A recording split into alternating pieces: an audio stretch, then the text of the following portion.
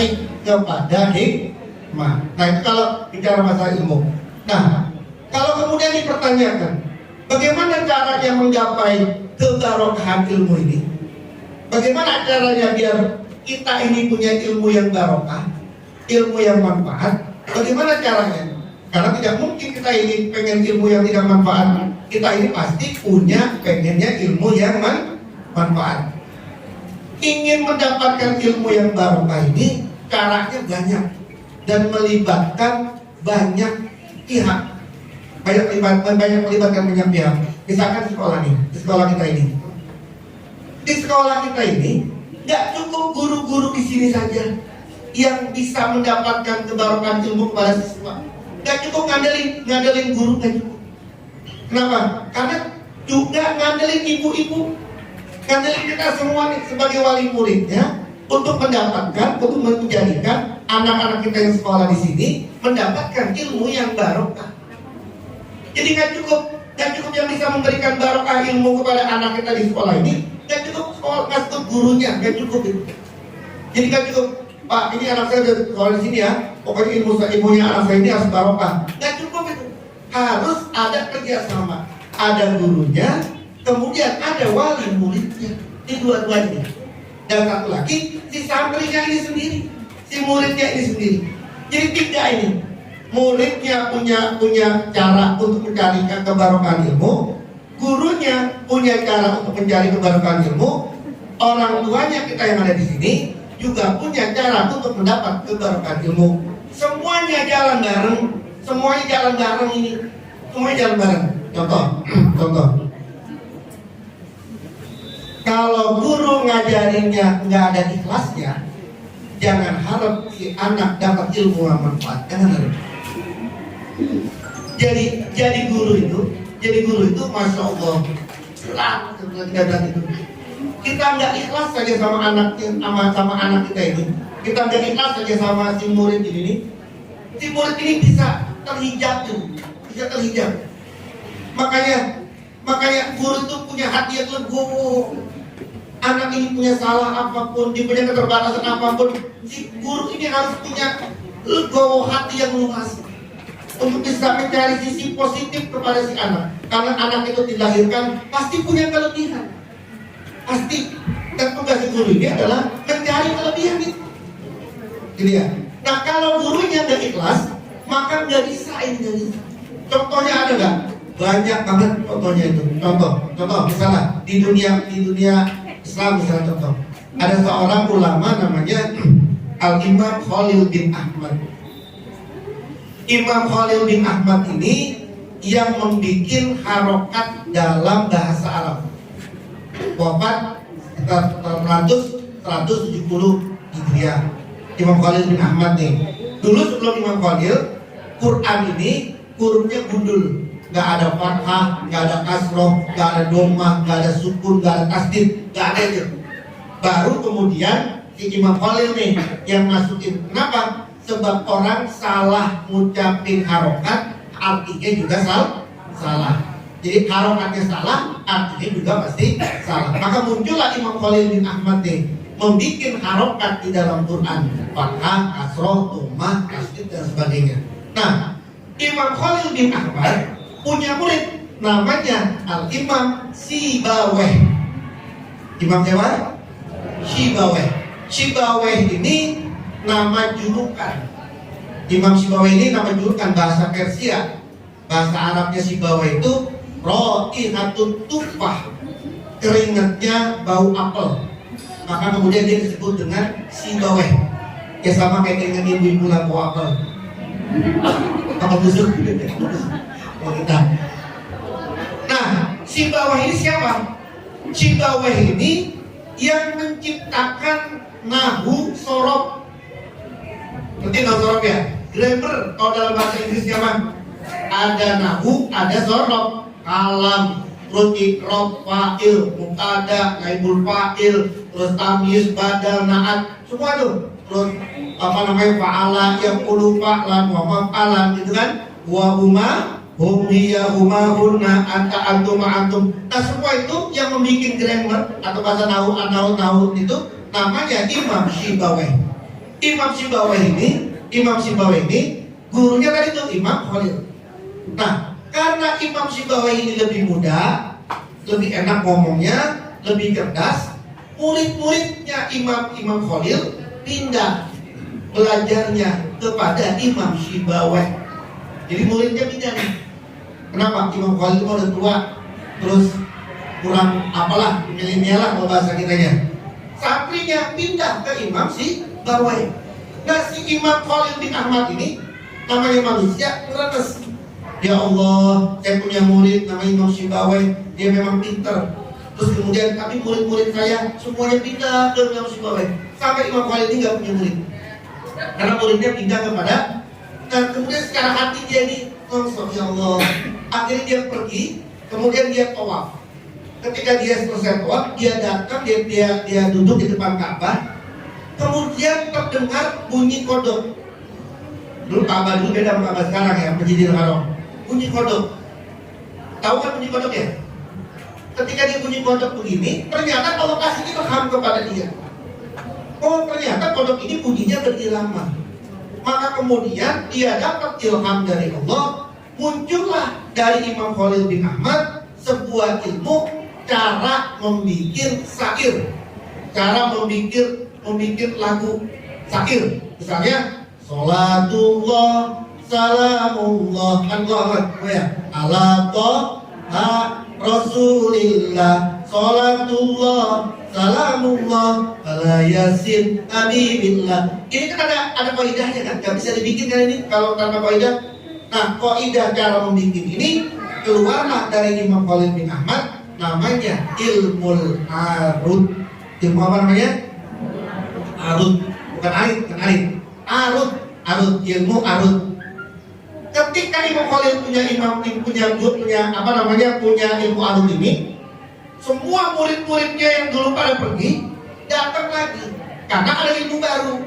Ramai lagi pesantrennya Imam Khalil ini. Termasuk Imam Sibawai tadi itu yang pengen belajar. Imam Sibawai datanglah kepada Imam Khalil pengen belajar ilmu arud. Tapi Imam Khalilnya dalam hatinya tidak ikhlas. Ini anak kalau gua ajarin, kemudian dia pinter, habis lagi nih murid gua nih gitu kan. Habis lagi nih murid saya nih. Gak ikhlas hatinya itu. Maka kemudian sampai Imam Khalil wafat, Imam Sibawai tidak bisa belajar ilmu arud, tidak ngerti, tidak bisa itu, tidak bisa diberikan pemahaman itu kepada ilmu arud. Kenapa itu bisa begitu? Karena gurunya tidak ikhlas.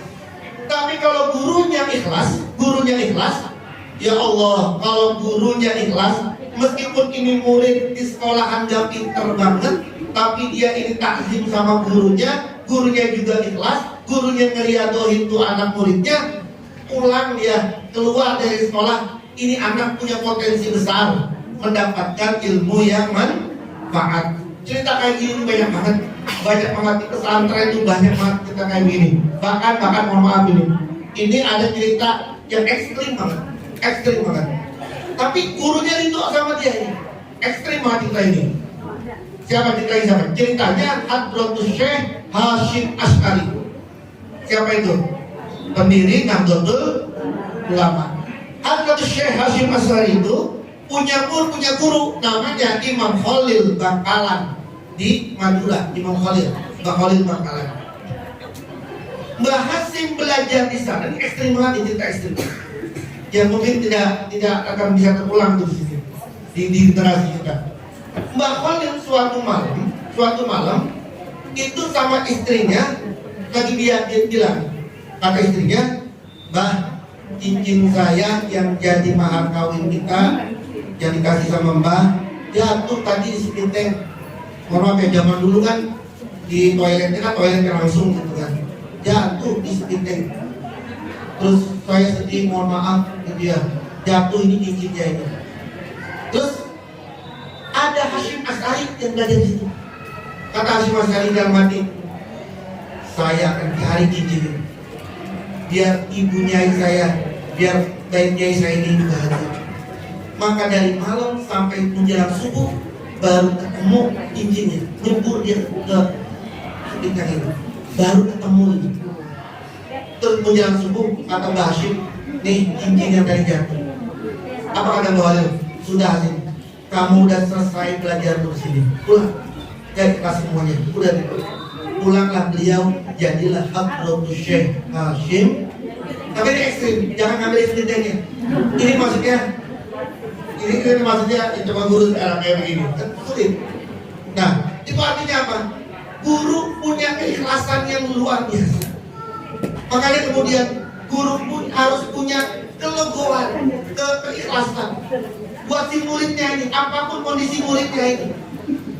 Saya ada pesantren di Jagat Ars di BSD ini, di teater Raya ada pesantren saya. Namanya Jagat Ars. Ketika saya dan kawan ini baru pertama kali membuat pesantren, maka kata guru saya ini, kamu ya Pak penjaga Pak, jangan tahu dan jangan pernah tahu bayaran si murid si santri, jangan pernah tahu. Udah urusan bayarannya si santri jangan sampai tahu, itu urusan yang lain saja. Itu nasihatnya ini saya guru. Kenapa Pak? Kalau kamu nanti tahu urusan bayaran si anak santri, nanti kamu ngelihat si anak santri ini ada kesulitan ekonomi, sebulan, 2 bulan, 3 bulan dia tidak bayar, dan kamu tahu dia belum tidak bayar 3 bulan, maka ketika kau menghadapi dia, hatimu pasti bergejolak. Hatimu pasti berbeda dengan orang yang selalu bayar. Makanya urusan bayaran kasih orang lain. Jangan sampai tahu. Maka sampai detik ini kami ini tidak mau tahu dan tidak pernah tahu urusan bayaran ini. Untuk menjaga. Nanti kalau ada santri datang terus kita tahu bocah juga 3 bulan juga bayaran kan begitu. Akhirnya hati kita gimana nih? Nah ini akan mempengaruhi si anak ini, akan mempengaruhi si anak ini. Ganti caranya. Namun juga begitu orang tua nih kita nih, orang tua sama kita di sini. Orang tua bu kita ini jangan cuma diem aja, jangan cuma dititip ke sekolahan ini untuk ngaji, untuk belajar. Didoain, diriadohi, diupayakan agar anak ini utuhnya dibuka sama Allah itu. Dengan cara apa? Dengan cara ya didoain di sholat. Terus kemudian kalau malam ditahajudin, didoain khusus, dizikirin, diselawatin. Lalu kemudian sodako, kalau ada sodako, ini sodako nih. Terus apalagi kalau dalam tim talimutan kan banyak. Anda sering-sering datang ke ulama-ulama yang kos, datang ulama ajak si anak ini, terus minta doanya. Itu cara kita itu, cara kita biar si anak ini punya keberkahan ilmu. Tapi kalau kita ini orang tua ini cuma nyerahin anak ke sekolahan, didoain kagak, apa kagak, malah ribut aja urusan administrasi sekolahan yang kita nggak tahu itu sebenarnya, tapi ribut aja misalnya. Terus maka kemudian ini bahaya ini, ngeri ini. Jadi kenapa? Doain enggak, malah jadi ribut. Udah didoakan, diriadokan ini anak ini. Biar apa? Biar dapat futuh, Namanya futuh karena ilmu itu dari Allah, bukan dari guru. Guru mah nyampein doang. Ilmu nanti semuanya dari Allah. Allamal insana ma lam ya'lam. Yang ngajari itu Allah, bukan manusia. Yang ngajari itu Allah. Kita ini guru-guru ini cuma sekedar perantara saja. Ini anak pintar nggak pintar itu kan urusan guru. Kenapa? Karena hidayah utuhnya itu semua dari Allah. Ada orang yang dikasih hidayah sama Allah, putus sama Allah langsung. Ada yang Allah itu kasih. Ada seorang ulama yang lain. Ada orang ulama namanya Ibnu Hajar Al-Asqalani. Ulama besar ini. Ibnu itu artinya apa? Anak. Hajar itu apa namanya? Batu. Apa ada orang tua yang namain anaknya anak batu? Dulu nih. Dulu Ibu Hajar itu kan nama aslinya, tapi dia disebut dengan Ibnu Hajar. Terus kalau ada anak batu, ibu mau disebut anak batu itu. Kenapa kalau dia itu dikenal sebagai anak batu Ibnu Hajar? Dia ini sekolah, ini pondok sekolah belasan tahun, tapi nggak pintar-pintar, nggak bisa. Sampai kemudian gurunya ini juga, ya Allah ini si Ibnu Hajar ngapa sih? Ibnu Hajar kan saya kok bodoh banget sih, bebal banget sih. Akhirnya Ibnu Hajar ini suatu malam, suatu hari naik dia ke dalam gua, lalu kemudian dia mikir, ngelihat ada batu ketetesan air itu, dan berlubang itu, batunya itu berlubang. Nah, ternyata Allah kasih butuh ke dia ini dari batu itu. Kata dia gini, batu aja yang kerasnya kayak begitu ditetesin kayak begini aja bolong itu. Masa otak gua ini, masa otak gua ini kagak bisa. Ternyata Allah kasih butuh, Allah kasih buka di situ. Pulang dia dari situ, balik ke pesantren, dibukain semuanya ilmunya sama Allah. Jadilah beliau Al-Imam Ibnu Hajar Al-Asqalani. Beliau khalifah di dalam ilmu hadis. Khalifah itu orang yang hafal 500.000 hadis beserta sanadnya, itu namanya khalifah. Ibu hadisnya berapa hadis? 3 hadis apa enggak? 3 hadis apa enggak? 10 ada enggak? Hadisnya ini hadis. Apa itu? Nah ini mah hafalnya sama apanya? Sama sanadnya. Hadasana sampai kepada Rasulullah Shallallahu Alaihi Wasallam. Nah, jadi itu intinya. Nanti kita berdalam ini ada tadi jawabnya. Oke, baik. Saya hentikan habis ini biar nanti kita berdalam di di tanya jawab. Jadi kebarokahan ilmu tadi itu harus ada dari kita sebagai orang tua, harus ada dari guru sebagai pengajarnya, dan harus ada usaha pribadi dari si anak. Nah, wallahu a'lam bishawab.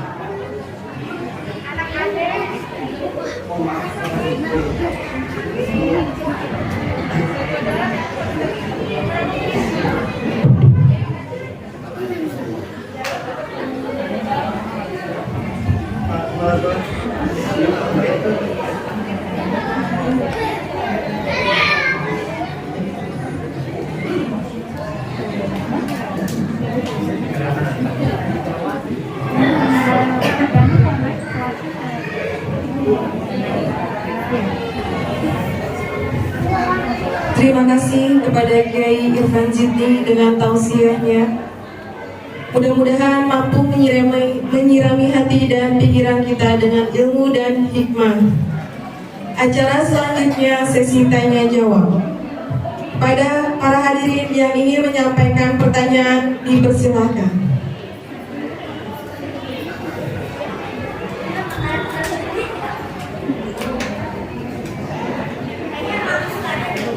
Bismillahirrahmanirrahim. Assalamualaikum warahmatullahi wabarakatuh. Ustaz izin bertanya. Saya dengan Ibu Amel. Saya ingin bertanya. Tadi Pak Ustaz sempat mengatakan perihal ilmu yang tidak berkah itu menyerang balik. Bisa dijelaskan lebih detailnya. Lalu yang pertanyaan kedua adalah tadi kan cara menggapai keberkahan ilmu kan dari berbagai pihak ya, dari guru yang harus ikhlas, dari orang tua yang harus mendoakan, dan usaha dari anak itu pribadi. Yang saya mau tanyakan, mungkin masih menyambung dengan keberkahan ilmu, bisa kami diberikan kembali pemahaman seputar adab sebelum ilmu. Bisa ya, terima kasih. Assalamualaikum warahmatullahi wabarakatuh.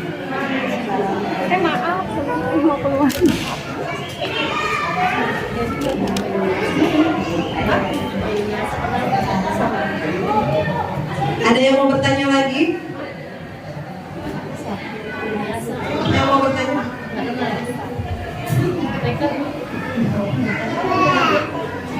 Bismillahirrahmanirrahim. Assalamualaikum warahmatullahi wabarakatuh. Saya Ibu Laila dari SMP dan SD juga. Jadi kayak gini Pak, dalam agama kita itu ada banyak konsep kebaikan ya, yang rujukannya adalah pribadi Nabi Muhammad SAW. Jadi ada konsep tentang bagaimana hukum halal haram, lalu ada konsep bagaimana manusia bersosialisasi terhadap yang lainnya, ada konsep bagaimana kebaikan doa, lalu ada konsep bagaimana mendidik anak yang baik, termasuk yang kita pelajari hari ini bagaimana atau cara-cara memperoleh ilmu yang berkah. Nah, pertanyaan saya, bagaimana sih kita bisa mengintegrasikan seluruh konsep baik dalam agama Islam agar kita menjadi pribadi yang baik dengan nilai rujukan kita tentunya Nabi kita Muhammad SAW. Karena kadang manusia itu fokus atau concern ke suatu hal, kadang lupa dengan yang lain. Kadang fokus ke sedekah, lupa dengan kebaikan lain. Nah, bagaimana ilmunya agar kita bisa mengintegrasikan semua biar kita menjadi pribadi yang lebih baik. Terima kasih. Assalamualaikum warahmatullahi wabarakatuh. Baik ibu sekalian, saya mohon maaf ya, suara saya agak seksi sebetulnya. Kemarin habis beberapa hari ke keliling kota itu, karena pulang dari Turki, kemudian ke umroh, sudah langsung ziarah ke Rizoma, terus terakhir kemarin ke guru saya di Kebuiran, ada haul ya sama teman-teman gitu ya. Baru pulang kemarin ini, kayak masih karau, seksi. Baik, ibu sekalian, yang pertama, ilmu itu bisa nyerang balik, ya. Apapun yang buruk pasti akan menyerang balik pada kita. Hidup yang baik, hidup yang tidak baik, dengan dia. Hidup yang tidak baik pasti nyerang balik. Pokoknya apapun yang tidak baik pasti akan kembali kepada kita. Kembali kepada siapa yang tidak baik? Kalau bukan kepada kita, semua pasti akan kembali kepada kita. Termasuk ilmu. Ilmu itu kalau dia ilmunya tidak barokah, tidak manfaat, maka ilmu itu pasti akan nyerang balik dia. Nyerang balik di dunia maupun nyerang balik di akhirat. Apa contohnya? Misalnya dia punya ilmu, tapi ilmunya nggak barokah. Dengan ilmu ini, akhirnya dia bisa mencuri sesuatu dengan ilmunya. Yang kalau orang itu, apa misalnya sekarang, pencuri S3 sama pencuri lulusan SD, beda nggak yang mencuri? Pencuri lulusan S3 sama pencuri lulusan SD, beda nggak? Beda. Yang mana lebih pintar curinya? Yang mana lebih pintar? 3. Itu pakai apa itu curinya? Pakai ilmu. Sekarang ada orang ahli teknologi. Kan sekarang zamannya medsos ya, zamannya medsos. Ini kan banyak orang ahli teknologi yang kemudian bikin meme, bikin gambar ini, kemudian ke gambar ini, lalu kemudian bikin ini, sehingga orang itu hampir sulit mengetahui mana yang benar, mana yang enggak. Kenapa? Karena gambarnya ini sudah dirubah. Untuk apa dia merubah gambar ini? Tidak ada lain untuk membuat orang ini saling berantem.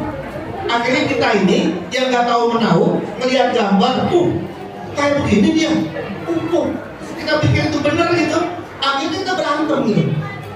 Kita berantem. Kayak di WAG kan hampir semua di WAG kan, wah ada ini berantem itu, apalagi besok mau urusan pilpres, pasti ada berantem kan, gitu ya. Pokoknya urusan berantem, yang atas mau udah damai-damai, kita mah masih aja berantem di sini gitu. Urusan apa itu salah satu gitu? Urusan meme itu. Dari mana dia bisa bikin gambar begitu? Emang pakai ilmu nggak itu? Pakai ilmu nggak itu? Pakai ilmu itu. Nah itu namanya ilmu yang tidak barokah. Ilmu tidak barokah itu. Nanti di akhirat kata Nabi, inna a'zama azabi yaumal qiyamah alimun lam yanfa'ullahu bi ilmihi. Kata Nabi, rawahu At-Tabrani, sesungguhnya azab yang paling besar yang Allah akan timpakan kepada orang adalah seorang yang ahli ilmu, orang yang berilmu, tapi ilmunya tidak Allah kasih manfaat kepada dia. Itu nanti pertama. Kenapa? Karena dia punya ilmu. Kalau dia punya ilmu, dia punya pengetahuan. Karena dia punya pengetahuan, dia punya cara ini untuk mengakal-ngakalinnya ini. Untuk ngakal-ngakalinnya. Hukum itu bisa diakal-akalin itu tadi. Kenapa? Karena tahu hukumnya. Itu namanya orang yang alim, orang yang berilmu, tapi tidak barokah ilmunya. Ini nanti pasti akan berbalik kepada dia di dunia maupun di akhirat. Baru ngejabat, langsung tangkap KPK. Baru begini langsung kemudian hancur semuanya. Itu namanya ilmunya tidak barokah. Itu dia. Nah, ilmu tidak barokah. Ya, ilmu tidak barokah ini pasti. Nah, di akhirat itu nanti banyak hadis-hadis Nabi yang menerangkan tentang bagaimana orang yang ilmunya nggak manfaat itu bagaimana nanti. Dalam hadis yang lain katakan wailul lil jahil marrah. Neraka welah bagi orang yang bodoh sekali. Tapi wailul lil alimi asr. Neraka welah bagi orang yang berilmu 10 kali. Orang berilmu siapa nih? Orang yang punya ilmu tapi ilmunya tidak barokah dan tidak manfaat. Itu dikasih sama Allah neraka wel 10 kali lipat dari orang yang bodoh. Kalau orang bodoh kan jelas dia udah tahu, dia nggak tahu. Tapi ini mau orang alim, orang ngerti, tapi kita masih dikerjain gitu. Bu, ada malaikat yang kanan kiri kita? Ada malaikat ya? Ada. Siapa namanya? Rokib. Ngapain si Rokib nih? Si Atin? Ya. Sibukan mana Rokib sama Atin? Sibukan mana? Tahu nggak ada malaikat ini? Ilmu mana namanya ilmu? Karena apa? Karena ilmu belum tentu dia bisa ngamalin itu. Tahu belum tentu dia bisa ngamalin. Tahu ada Allah, ada malaikat itu tahu. Tadi dari jam 7 sampai sekarang, insya Allah rokibnya lah yang sibuk. Nggak tahu nggak di sini nih siapa yang sibuk nih? Nanti depan rokib nih. Padahal kan tahu dia rokib sama hati di sini. Orang yang ngerti, tapi nggak jadi nggak manfaat ilmunya itu. Maka ilmu yang manfaat dalam konsep Islam adalah ilmu yang bisa membuat dirinya lebih takut kepada Allah Subhanahu wa Ta'ala. Tahu dia, itu ilmu yang manfaat di dunia, ilmu barokah ini, ilmu yang barokah, ilmu yang tidak barokah akan kembali kepada si orangnya ini, akan kembali kepada orangnya ini di dunia maupun di akhirat. Ini yang terus yang kedua tadi adab orang berilmu itu banyak sekali. Tadi si murid, si guru sama si murid ada adabnya. Murid kepada si guru ada adabnya itu.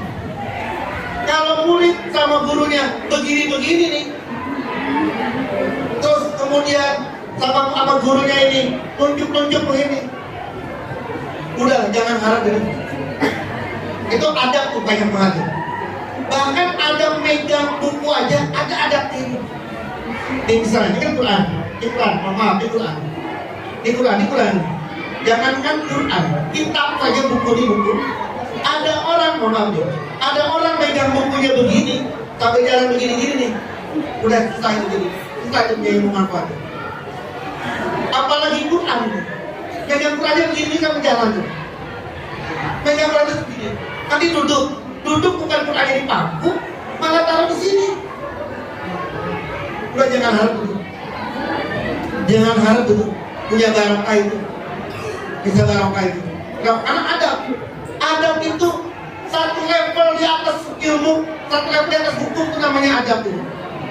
Nah Allah itu nurunin Rasulullah itu bukan nyempurnain hukum, tapi nyempurnain adab. Jadi adab di atasnya hukum, adab itu. Di atasnya hukum itu namanya ada adab itu. Nah adab inilah yang akan membuat orang ini menjadi barokah ilmunya. Mau belajar, jangan langsung ngajarin dia baca Fatihah dulu, atau baca doa dulu, atau baca alhamdulillah dulu, atau baca selawatan dulu, baru kemudian belajar. Jangan buka buku, bismillah enggak, langsung aja belajar. Enggak itu. Itu dia mungkin pinter. Karena beda antara pinter sama barokah. Ini beda ini. Sama seperti antara kaya dengan barokah, sama nggak? Ada orang kaya, apakah orang kaya itu otomatis barokah? Apakah orang miskin itu otomatis tidak barokah? Nabi itu rumahnya, Nabi itu rumahnya itu lebih gede ruangan ini nih, Kalau rumahnya Nabi ini, kalau ibu bapak ke Madinah, ini lebih gede ruangan ini nih. Tapi di rumah Nabi itu kecetus ucapan baiti yang Nabi, rumah tanggaku seperti. Kenapa? Karena barokah, istrinya barokah, makanannya barokah, semuanya ada di rumahnya barokah.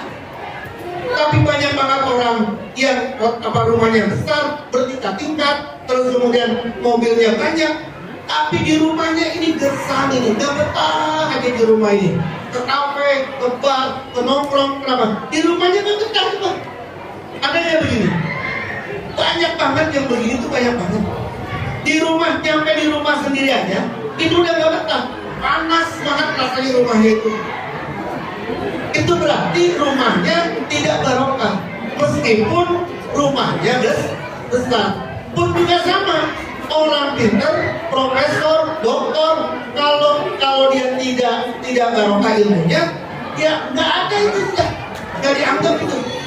Maka Allah tidak melihat manusia itu dari statusnya, tapi tidak dari barokahnya, bukan dari kuantitas ilmunya, tapi dari kualitas. Kalau dari kuantitas ilmunya, maka yang masuk surga duluan pasti profesor. Kalau lihat dari kuantitas nih ilmu, kenapa? Karena profesor yang paling duluan, yang paling tinggi ada nggak yang lebih tinggi dari profesor?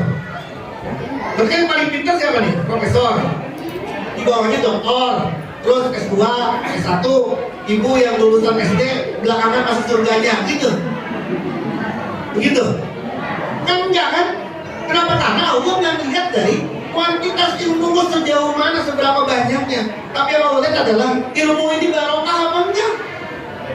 Kalau kaya itu membuat orang itu pasti masuk surga, maka yang pasti masuk surga duluan adalah Bill Gates. Surga duluan tuh dia. Facebook, Elon Musk, Elon siapa tuh?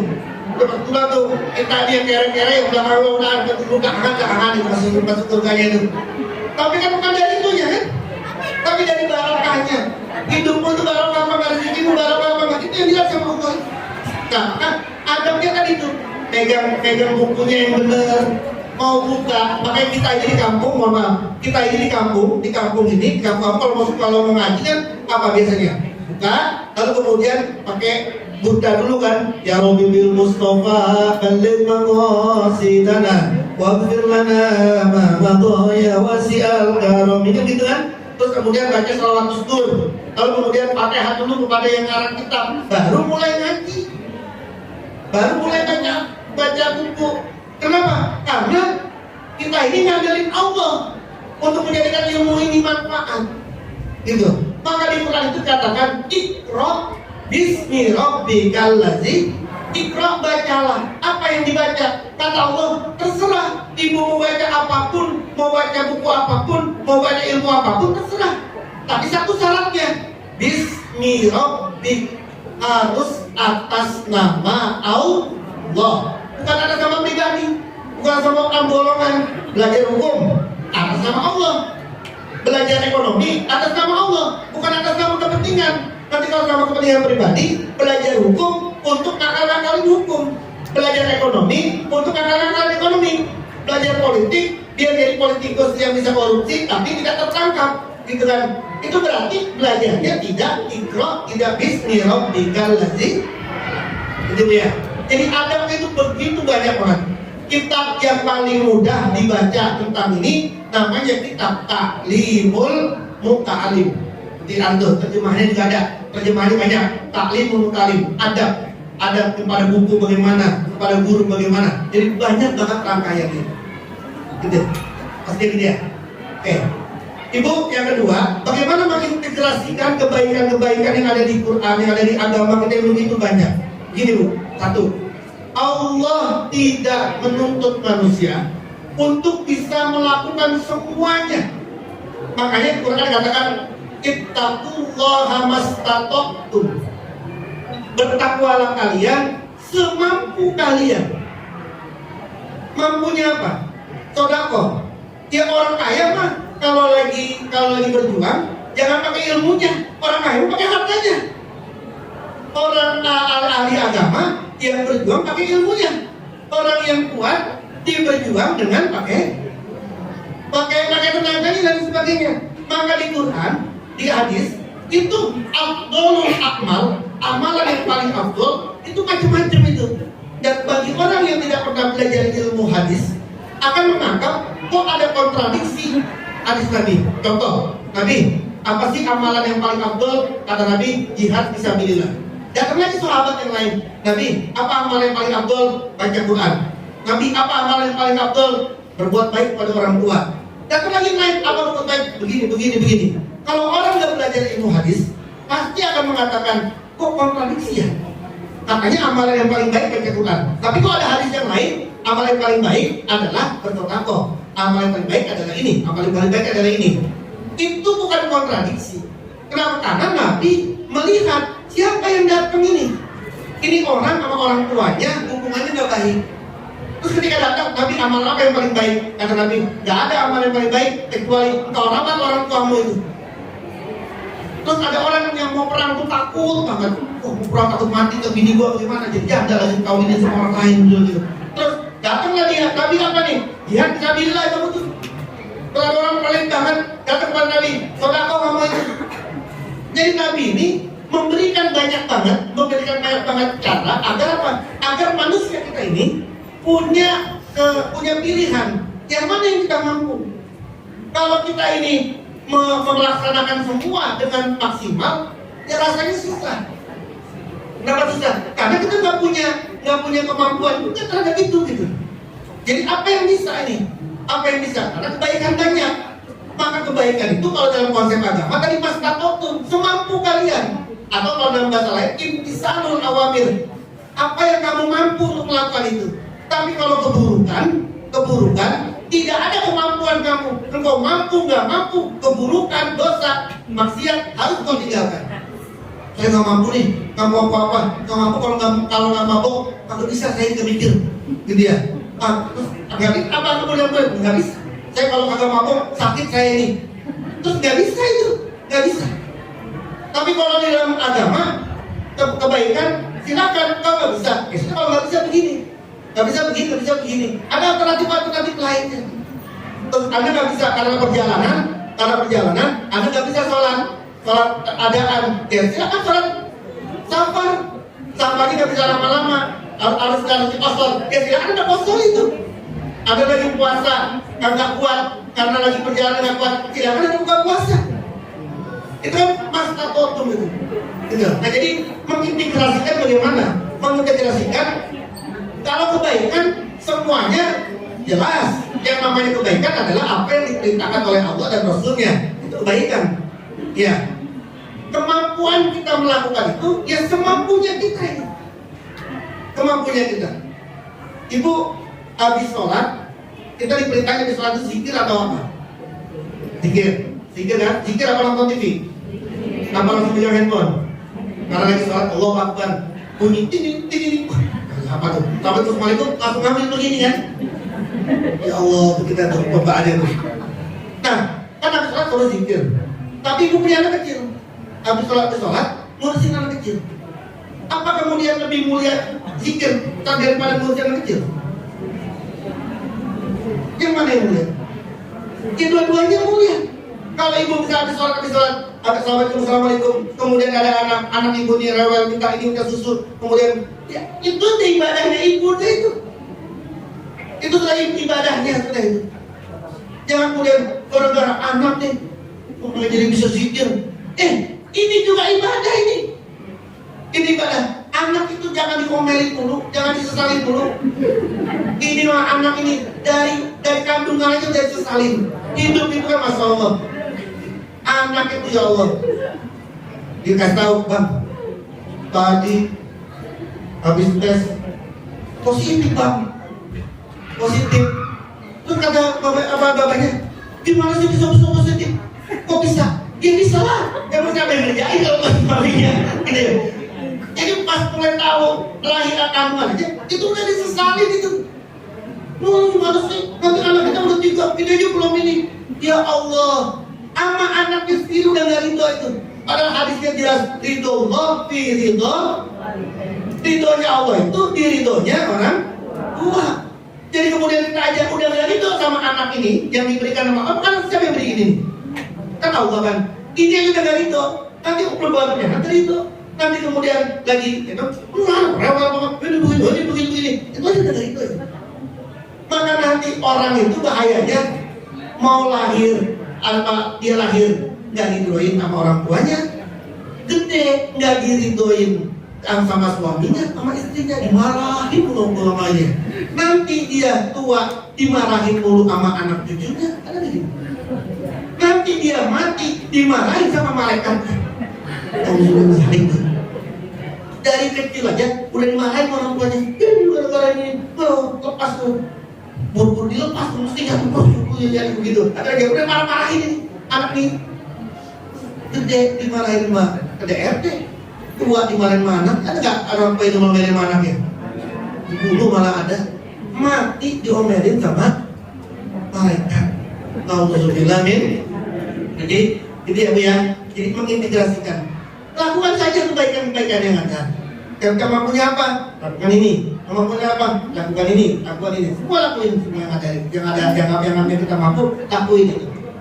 Nah itu nanti akan menjadi ada orang yang cuma bisa baca Quran doang, dia nggak mampu sedekah, masuk surga. Ada orang yang sedekahnya rajin baca Qurannya ini nggak, itu bisa nganterin dia. Kenapa? Karena orang masuk surga itu bukan karena amalnya. La yadkhulul jannata ahadukum bi amalihi. Amal manusia itu tidak bisa memasukkan dia ke dalam surga. Illa ayyatahammadiyallahu birahmah. Yang bisa memberikan dia masuk itu adalah rahmatnya Allah. Maka kemudian kita melakukan ini. Kita nggak tahu nih perbuatan baik mana yang membuat Allah ini sayang sama kita, kemudian membuat. Jadi nanti ada orang ini yang pede sama amalnya. Ya Allah, kok saya masuk neraka? Kenapa masuk surga kamu? Ya gimana? Saya sholat tuh waktu jamaah, begini. Terus, oh kamu pikir kamu masuk surga ini karena amalmu? Gitu. Terus iyalah, kok saya rajin banget kok, umroh aja sebulan sekali, terus sholat ini kemana-mana, terus gitu. Oh gitu. Maka kemudian dihisap sama Allah. Oke, kalau gitu kita hisap. Dihisap mulai dari ujung kaki, ujung rambutnya. Baru dari ujung rambutnya aja, itu udah gugur itu semuanya. Udah gak bisa nyamain nikmatnya Allah yang Allah kasih dengan perjuangan, dengan amalan yang dia lakuin itu. Maka dalam agama itu, perbuatan baik itu, amal itu tidak bisa membuat orang masuk surga. Tapi rahmatnya Allah. Tapi rahmatnya Allah itu ada karena kita berbuat baik. Maka ada orang berbuat baik yang cuma bisa nolong orang kayak gini, itu mungkin bisa mengantarkan dia ke dalam surga. Kita nggak tahu dia perbuatan baik apa. Ada seorang Khalifatul Rasyidin namanya Umar bin Khattab. Ternyata ada kitab namanya Uskuriyah. Uskuriyah itu burung. Umar bin Khattab itu ketika dia wafat ada orang sahabat memimpikan dia. Umar, bagaimana keadaanmu sekarang? Alhamdulillah, semua Allah jaga dan perbaiki saya. Sebab apa? Ilmumu dengan keadilanmu? Bukan. Sebab apa? Sebab suatu hari ini kita di Uskuriyah nih kita. Suatu hari saya lewat, ada anak kecil lagi main burung kulit, kemudian diikat kakinya, diterbangin ke burung, ketika terbang ditarik lagi, dia main layangan itu. Jadi saya kasihan sama burung ini. Lalu dia bilang, berapa burung ini? Iya, saya beli. Nah, dilepasin sama Umar ini, burung ini. Burung ini dilepasin karena sayangnya Umar sama. Ternyata yang membuat Umar masuk surga ini nih. Apa namanya? Ngebebasin burung ini. Karena sayang dia sama burung ini. Tapi kita nggak tahu yang mana nih perbuatan baik yang mana. Karena rahmat Allah itu tidak bisa dikira-kira, tidak bisa di cerita yang paling populer itu kan ada orang WTS, ngerti WTS ya? Dari harganya 2 juta sampai harganya 20.000 jadi WTS dia. Kalau 2 juta kan masih muda, terus kalau 20.000 kan udah tua, kan dia, dia begitu. Terus di akhir ayatnya apa dia? Ngapain dia? Ngasih apa? Anjing. Lalu kemudian gara-gara itu masuk apa dia? Masuk. Tapi yang ada nggak bisa ngakal-ngakalin rahmat kok kalau gitu. Gosip ada, gosip apa? Anjing aja gue piara begini. Nggak bisa itu. Karena rahmat Allah itu terserah Allah. Allah ngasih rahmat yang mana? Engkau mau kasih rahmat yang di sebelah mana? Nah, makanya tadi gitu ya. Maksudnya gitu kan? Integrasinya tuh kayak gitu. Jadi nggak bisa kita ini. Ibu, saya mau sholat sunnah, kan sholat sunnah banyak nih. Ada duha, ada tahajud, ada ini, ada semua. Terus mau lakuin semua. Ya silakan kalau punya kemampuan. Tapi kalau kemudian kita ini masih sibuk karena ngurusin anak, karena harus ini, ya semampunya sudah. Karena itu juga ibadah. Jangan gara-gara nggak bisa, saya nggak mau, saya pakai mau sholat terus di masjid mulu. Kalau kemudian ekonominya kerja apa enggak? Ketika tanya, Pak, kok nggak kerja Pak? Allah udah ngatur rezeki, nggak kemana-mana rezeki, nggak bakal ketukar, gitu kan? Udah di masjid aja, zikir aja, nggak bakal ketukar Allah mah gitu. Ini kan yang lain juga nggak bisa. Bukan begitu konsepnya. Bukan begitu konsepnya. Kita ganti ya, Bu. Oke. Udah. Saya apa bagaimana?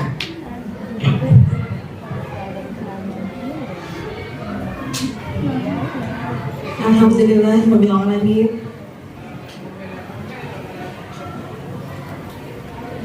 Hadirin sekalian, sampailah kita di penghujung acara itu pembacaan doa yang akan dipimpin oleh Bapak Ustadz Sofyan.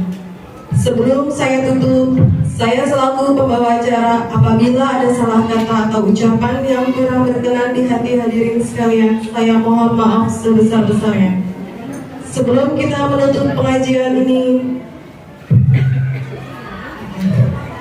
untuk Bapak Sofyan, padanya kami persilakan.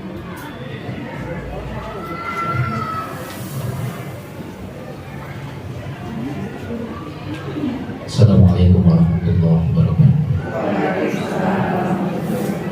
Bapak Ibu, mari sama-sama acara ini kita tutup dan kita bermunajat kepada Allah Subhanahu wa Ta'ala. Mudah-mudahan acara kita pada pagi hari ini menjadi berkah dan apa yang tadi telah disampaikan oleh kiai kita jadinya dapat kita praktekkan dalam kehidupan kita sehari-hari.